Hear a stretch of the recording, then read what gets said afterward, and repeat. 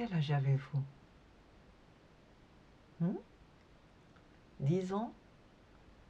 15 ans? 30 ans? 50 ans? Quand j'étais petite, je considérais ceux qui avaient 20 ans comme des vieillards. Et puis j'ai atteint 20 ans et je me suis dit, oh, finalement, je suis encore jeune. Alors peut-être que ceux qui ont 40 ans seront un peu vieux. Et j'avais l'habitude de penser que les gens de 50 ans étaient vraiment décrépits. Mon idée de la vieillesse, c'était une petite grand-mère avec un chignon qui tricotait. Et aujourd'hui, je ne sais plus. Je pense que l'âge n'est pas important. Ce qui compte, c'est le cœur. C'est comme Antoine de Saint-Exupéry disait, on ne voit bien qu'avec le cœur. L'essentiel est invisible pour les yeux. Et je suis sûre que Dieu est bien d'accord avec cette formule. Parce qu'il a appelé des serviteurs de différents âges.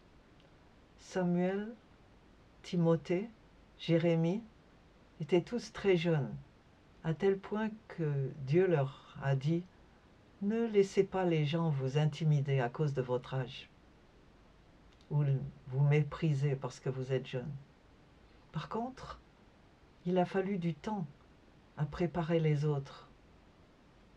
On a vu que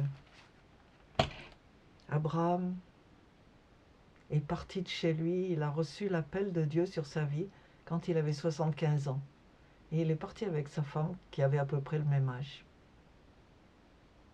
Moïse avait 80 ans quand Dieu s'est révélé à lui dans le buisson ardent. Il a appelé à délivrer les Hébreux du joug de l'Égypte. Et vous?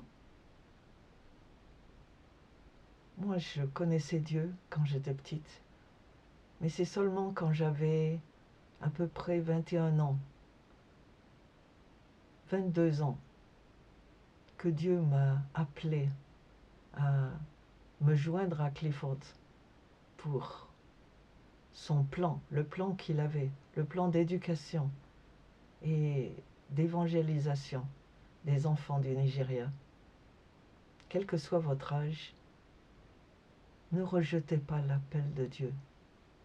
Quand il a appelé Reinhard Bonnke à être un évangéliste pour lui, en Afrique et ailleurs, il lui a dit, tu sais, n'aie pas une grosse tête, tu es le 7e. Les 6 autres ont refusé. Alors, ne refusez pas, parce que vous en serez heureux.